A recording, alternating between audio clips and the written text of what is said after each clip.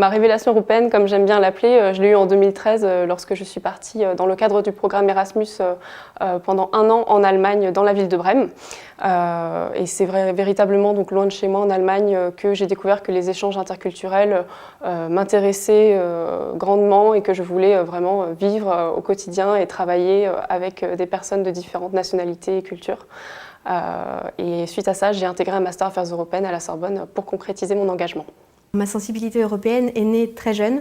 C'est mon grand-père qui me l'a transmise. Il a connu la guerre et il m'a toujours expliqué que l'Europe c'était une histoire de paix avant tout. Et c'est quelque chose qui m'a poursuivi toute ma vie.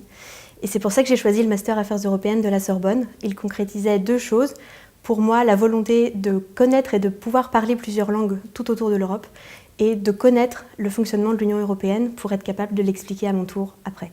Alors en février 2017, avec Chloé, on a créé le blog d'actualité européenne Voix d'Europe, sur lequel nous publions quotidiennement des articles sur la politique, l'économie, les grands sujets de société, la culture et les sciences en Europe, pour rendre l'Europe plus visible et compréhensible. Et nous, ce qu'on veut, c'est vraiment faire connaître l'Europe qu'on connaît nous, la faire aimer.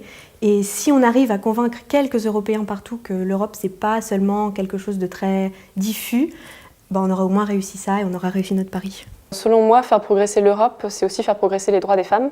Et je pense qu'il faut qu'elle continue de se battre pour un droit qui n'est vraiment pas encore acquis en Europe. Et je pense pas plus particulièrement au droit à l'avortement. Il faudrait qu'elle s'engage encore plus pour qu'il y ait un droit européen à l'avortement.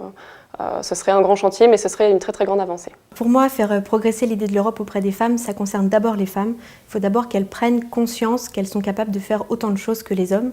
Et par exemple, de s'inspirer de modèles qu'on a en Europe, comme Margrethe Vestager, Cecilia Malmström ou Maria Gabriel, ou même Simone Veil, qui sont tout autant de modèles, qui sont très inspiratrices et qui peuvent nous servir à faire avancer l'Europe petit à petit, à force de ténacité. Si elles ont réussi, alors tout le monde peut s'engager, même si le destin ne sera pas le même et même si l'engagement n'est pas le même et plus petit.